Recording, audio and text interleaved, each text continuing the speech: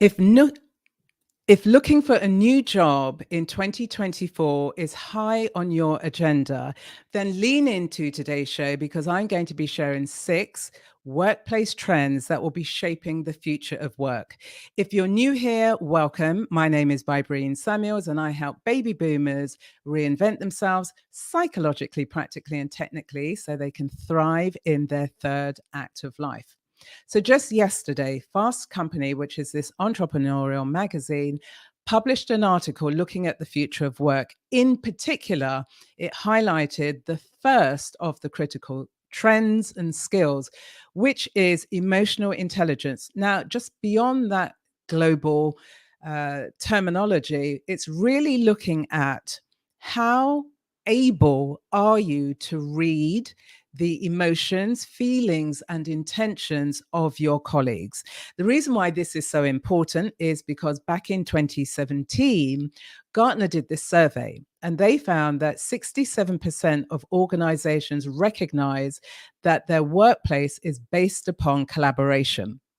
And given that we're all collaborating with people in one form or another, it's really important that we, all of us, develop the critical skill of emotional intelligence and having the ability to read subtextually what people are not saying, but also what their intentions could be.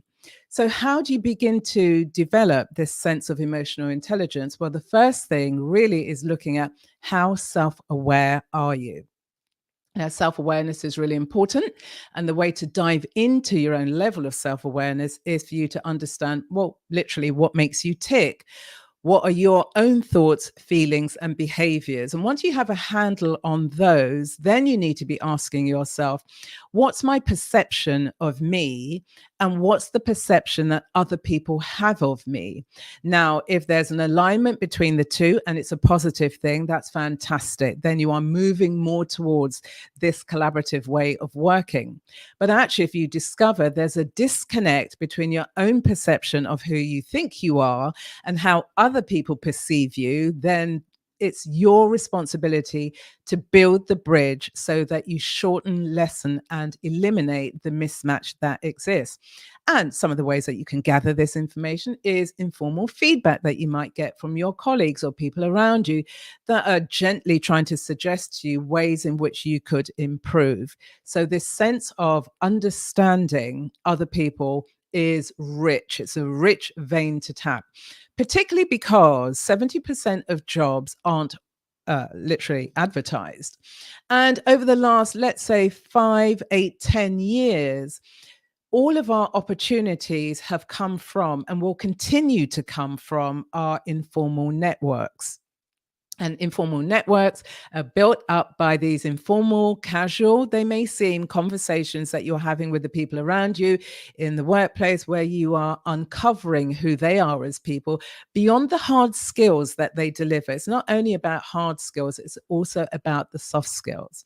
So the more that you're able to lean into your actual informal networks, because 80% of vacancies are actually filled by people in your network. So that's the first one that you need to be paying attention to and really cultivating this muscle of self awareness.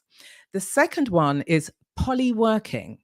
Now, you might be thinking, what exactly is that? There is a rising trend of polyworking, and that literally means that a person has 2 full-time jobs.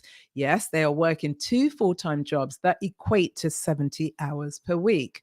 And you might think, well, actually, how can that happen? Well, this is a trend that's rising in the world of remote working. So, if you are someone who has autonomy over your work and you're focused on delivering the outcomes, then there's a trend that's building up that people are actually holding 2 full-time jobs that's proven to be very lucrative. And so, if you're looking for work, start tapping those remote work job sites, tapping into your networks whereby you could be anywhere in the world.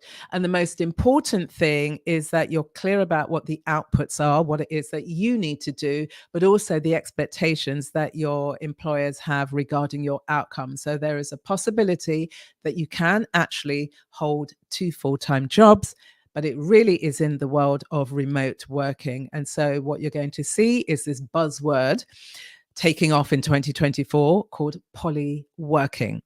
The third one is investments that employers are making into their employees from a learning and training perspective.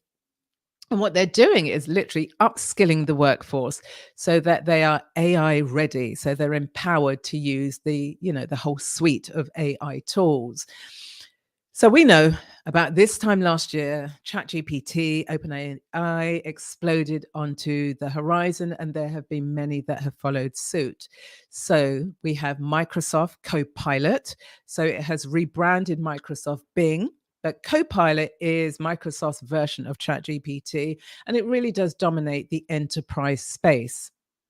So if you're looking for a new job, one of the things that you can do is begin to develop your own skills with regards to these generative AI tools, and then pay attention to employers who are actually investing in this area. Now, the reason why they're doing this is because they want to increase productivity. And for employees, they want to reduce the amount of time they're spending working on menial tasks. Now, if the AI tools are used, it then frees up employees so they can focus on high value skills like developing strategy or developing your team and emotional intelligence and spending time with your colleagues. These are all high value skills that at the moment AI isn't the best place to do so, and nor should it be. So that's the fourth one, which is looking at this empowered workforce using AI tools. And let's not forget, just last week, Google launched Gemini, which is its own version of this generative AI toolkit. The fourth one is biophilia. Now, employers since the lockdown have tried to get people back into the world of work, and they have succeeded to a certain extent. But there is this emergence that employees are pushing back. They don't want to come back into workplaces that are just full of cubicles, or they're in an office that has no windows. They want to actually be working in pleasant environments that have natural light, that mimic in some way or integrate nature into the workforce and into the physical environment. So, biophilia is a rising trend that you will be seeing in the world of work as we move into and through 2024 and beyond. So those natural environments, people love it. Why? Because it aids well-being. People want to feel relaxed, they want to feel cared for, and nature is one of the ways in which employers can improve the physical environment, and in doing so, it will increase productivity. So the fifth one is around gig work as well as flexible work. So employers really love this one because they're looking for people who have specialized skills, and they use their specialism to troubleshoot for a particular organization. So they come in, there's a very clear agenda as to what needs to be done. The person implements it and then they leave. Now, employers love this one because they don't have to pay additional employee costs, and gig workers, freelancers love this as well because it gives them the flexibility to dip into their own toolkit and implement it in a way that's going to benefit the organization. But then the worker could be anywhere in the world. Now, alongside gig work, there is this notion of flexible work. Now, we're familiar with it, but it's going to come to the surface even more so because we're living through a time of multi-generational workforces. So we currently have got 5 in the workforce. So if we think about the White House, because that's a very good example, there are 5 generations. You have Joe Biden, who's 80 years old, so he's from the silent generation. So anything from the silent generation through to us as baby boomers who are still in the workforce, then through to Gen X, millennials, and then Gen Zs. Now, where you have this breadth of generational demographics within the workplace, each and every sector has its own set of skills and needs and desires and wants. So for us as baby boomers, We may be requiring flexible working because we could be caring for our aging parents. And as baby boomers, our parents could be in their very late 70s, 80s through to 90s, and maybe into the hundreds. And so, therefore, flexibility is required to carry out our responsibilities. We could also be grandparents. And with grandparents, we might have caring responsibilities for our grandchildren. Now, employers have to be emotionally intelligent enough and be able to deploy their resources in a way that can accommodate the kind of distinctive but equally fluid needs that each of the demographic groups within their multi-generational workforce is going to need. So that's the fifth trend that is building up in 2024 and beyond. So if you're looking for work, these are the things to pay attention to. And then the final one, the sixth one, is around a wholesome work environment. Now, gone are the days where employers could just click their fingers and they'd think people would come running towards them. The equation has actually shifted because people are now consciously aware of the quality of the life that they want to lead, and that includes their world of work. And so, through lockdown and beyond, we've seen this sense of quiet quitting, people recognizing that the work they were doing isn't fulfilling. What could they do to improve their situations? But if they are going to re enter the workforce, then it is a case of, well, companies need to be convincing, they need to be branding, they need to be raising the awareness as to why people should come and work for them, because each and every one of us, in one form or another, we have our own set of values. And what we're looking for is, with our employers, is a confluence between our own values and the values of the company. So it's beyond getting paid a decent salary, it's beyond having good benefits, it's also about potential employees are looking at a company and they want to know what the company stands for. What's the company ethics?